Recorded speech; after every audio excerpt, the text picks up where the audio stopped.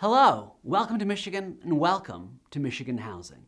So as the other students who are choosing Michigan will probably tell you, they're coming to Michigan for the incredible academic opportunities on this campus. But as alumni will tell you, there is just as much to learn living in housing. So what I'm going to do today is I'm going to walk you through some of just the basics of how housing works and how to apply. So let's start with the basics. We have 18 different residence halls and communities here on the Ann Arbor campus. These aren't all in one part of town. They're nestled in amongst the other buildings. So your residence hall might be next to a rec center, a union, or a classroom building. Now, some universities have a certain requirement to live on campus. 1 year, 2 years. Here in Michigan, there's actually zero requirement. You don't have to live on campus if you don't want to. Just apply and we'll let you know the results of your application. Now, of course, what you really want to know is, where do first-year students live? And the answer is anywhere. We have 3 big neighborhoods on campus, Central, Hill, and North, and first years can be assigned to any of these 3. And because here at Michigan, we don't assign you based on your academic subject, every community is going to be a mix of majors. So we don't put all the biology majors in one building, all the music majors aren't all in one building. We mix it up. And that's really important because in this early part of your college career, you need to experiment. You need to find out about stuff. And the best way to do that is to live with people who are into other things and they can talk about them. So that's really valuable. Now, of course, what that means is that you may be living in a building that isn't where your first class of the day is. That's okay because we have got buses. These blue buses are just a part of Michigan life. We've got it down to a science. You hop on, no change is necessary, whatever change happens to be. Just hop on, it's easy. We'll make it work for you, get anywhere where you need to go in about 15 minutes. So now let's just zoom out a bit. What have we got so far? I've said that there are 3 different neighborhoods on this Ann Arbor campus, and there are 18 different residence halls. You're probably wondering, well, how on earth do I pick? How do I pick the right residence hall for me? Well, here at Michigan, we make it easy for you. You don't. Actually, we'll take some basic preferences like bathroom type and price bracket, and we'll assign you a residence hall room based on those things. We'll try to get a rough sense of your neighborhood if we can, but we're looking at those key things like bathroom preference and price bracket first. Now, there is something that will actually determine exactly which residence hall you'll be living in, and that's if you're part of a Michigan learning community or a theme program. So these are programs where students who are in the program live together in a particular building. And each program has a particular focus. Let's say community service or multicultural issues. So you'll apply and get in, and if you get into one of these programs, that will tell you the building that you're a part of. So for instance, Michigan Community Scholars Program and the Multicultural Theme Community are both housed in West Quad.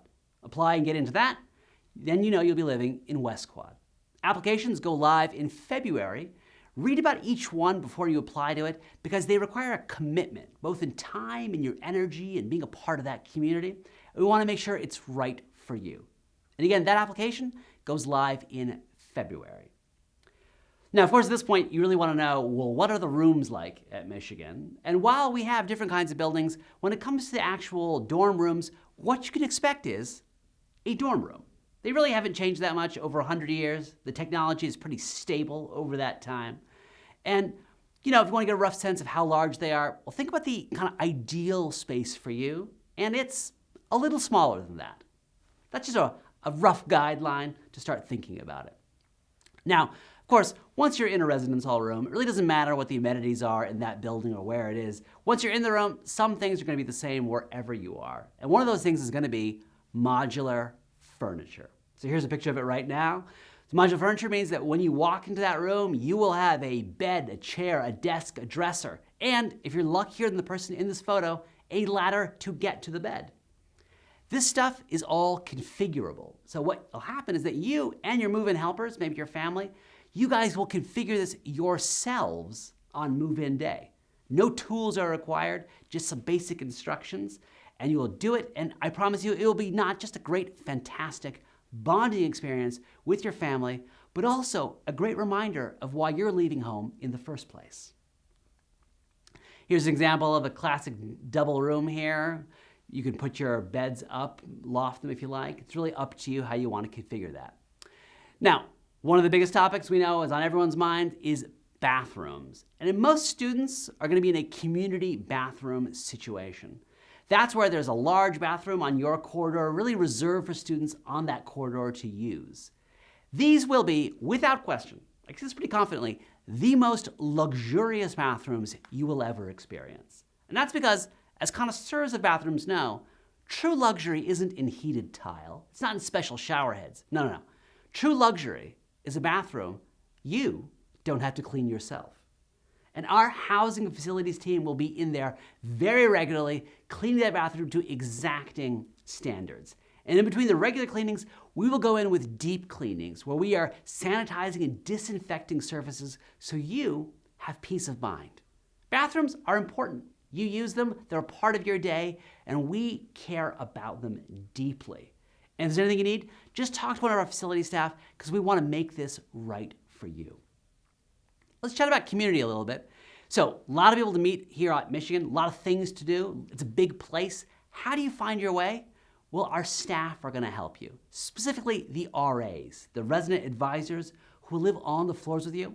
By the time you've moved in, they've actually been there for days already, and they are in planning mode. They're planning events, get-togethers, tours, 1,000 ways for you to integrate to meet the community. They're really important, and they're there to be your guides. So use them, ask them questions, and be ready, because they're going to come knocking on that door. They'll be dropping you texts and emails, inviting you to things. Open yourself up for what they've got to show you. Now, one of the best parts about Michigan housing has got to be Michigan dining. And while we have changed up a few things in the way we serve our food over the past year, one thing hasn't changed. We are all about variety. That's right, because no one can tell you what the food is that you need, that you love. You need to have that special food to be comfortable, right? To be successful. Not making a big deal of it. Food is crucial. So Michigan dining is all about giving you that variety that you need. If you want to eat vegan, vegetarian, gluten-free, halal, we've got you. You eat kosher?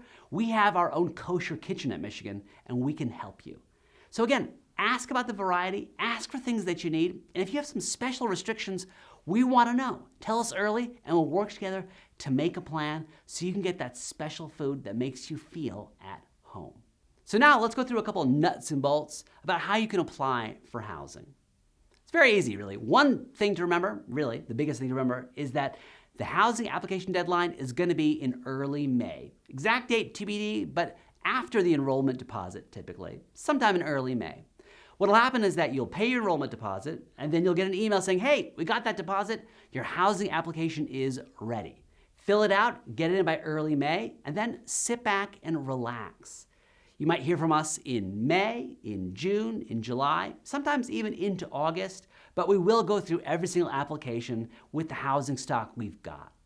So, I know that it's simultaneously lots of information and not enough information, and that's why we welcome your questions. Email us at housing@umich.edu. We love these questions. We are here for you, and we want to be your home. So we want you to be comfortable asking about anything that you want to know about. So, welcome to Michigan, and once again, welcome